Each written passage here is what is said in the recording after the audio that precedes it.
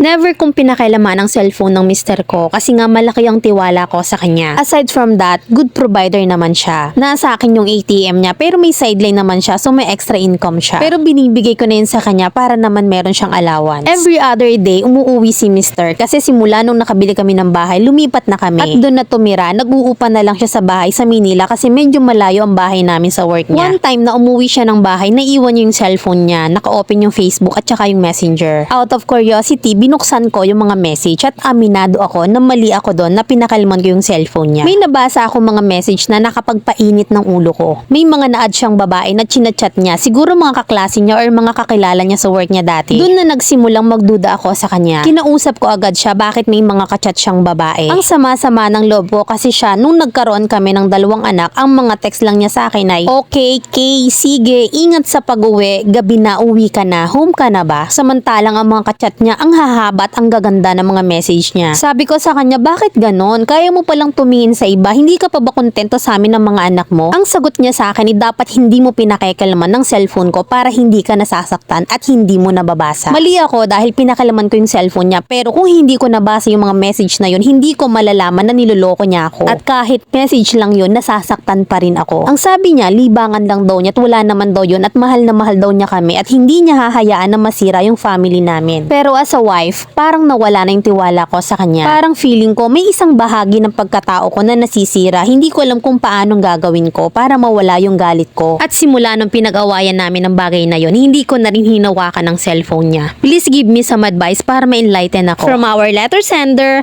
Rochelle ng Laguna.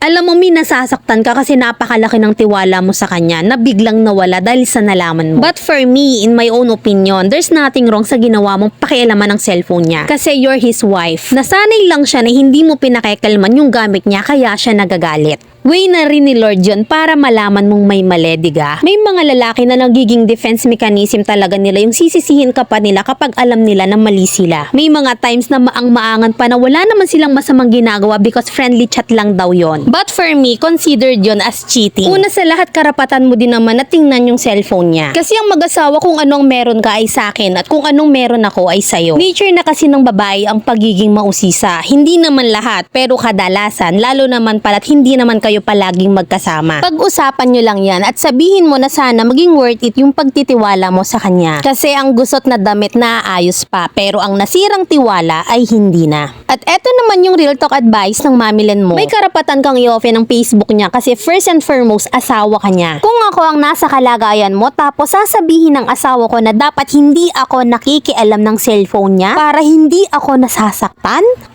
ipapakain ko talaga sa kanya yung cellphone niya kasama yung marriage contract namin. Gago ba siya? Dapat hindi siya nagme-message sa ibang babae kasi kahit walang nangyayari sa kanila or libangan lang niya, it is still cheating. Nakakahiblad yung asawa mo, ha? Kausapin mo siya ng masinsinan, maliit pa lang yan sa ngayon. Lalaki at lalaki yan kung hahayaan mo lang. Baka hindi lang chat ang mangyari dyan, baka magkaroon pa ng meet up yan. Alam mo, may ganito kasi yan eh. Ang pagpapakasal ay parang pagbubukas ng love bank. Ang account na binuksan nyo ay dapat yung pondohan at laging lagyan upang ito ay lumago. Pero kung ang isa sa mag-asawa ay humanap ng ibang kakwentuhan or kinagigiliwan, darating ang panahon na mababankrupt or mauubos ang laman ng account na binuksan nyo. Dahil sa iba na pupunta ang dapat na nasa love bank nyong dalawa. Sana makita to ng asawa mo at ng ilang mag-asawa pa, malalaki man or babae, na huwag sa iba nyo gugulin ng oras nyo kundi sa asawa at sa sariling pamilya. Hindi yung igugugol sa iba tapos babae pa. Alam mo, wala namang katatakutan or ililihim kung wala namang ginagawa eh. May ituturo ako sa yung technique kasi madali lang malaman kung nagloloko yung asawa mo. Pag uwi ng asawa mo galing sa gimmick or sa trabaho, kumuha ka ng isang batya, punuin mo ng tubig. Paghubuin mo si mister mo at paupuin mo sa batya. At pag yung itlog niya'y lumutang, ibig sabihin wala ng laman.